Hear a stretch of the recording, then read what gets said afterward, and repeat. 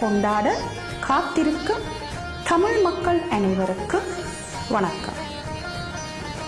COVID-19 தொற்று வேகமாக பரவி வரும் இக்காலகட்டத்தில் இம்முறை நாம் தீபாவளியை எமது இல்லங்களில் இருந்தவாறே அமைதியாக கொண்டாடுவோம்.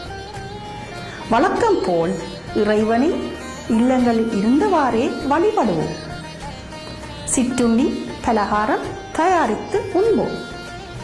எமது இல்லங்களில் உள்ள எமது குடும்பத்தினருக்கு கரம் கூப்பி தீபாவளி வாழ்த்துக்கள் என்று கூறுவோம்.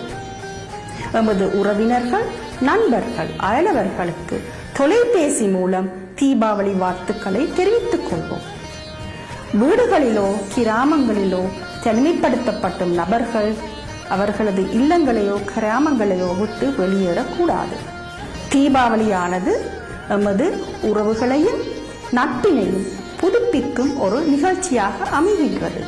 ஆனால் இம்முறை நாம் அதை வித்தியாசமான முறையில் புதுப்பிப்போம்.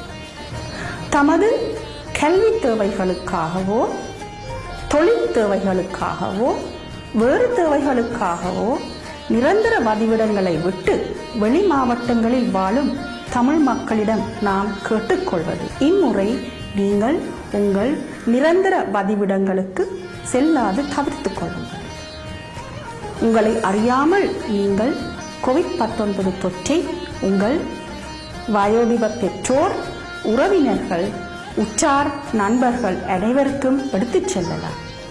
எனவே இம்முறை பொறுப்புணர்ச்சியுடன் நீங்கள் தங்கியிருக்கும் தற்காலிக விடுதிகளிலோ இல்லங்களிலோ தங்கி அமைதியான முறையில் தீபாவளியை கொண்டாடுங்கள். நாம் அனைவரும் ஒன்று கூடி கோவிட் தொற்றை தோற்கடிப்போம்.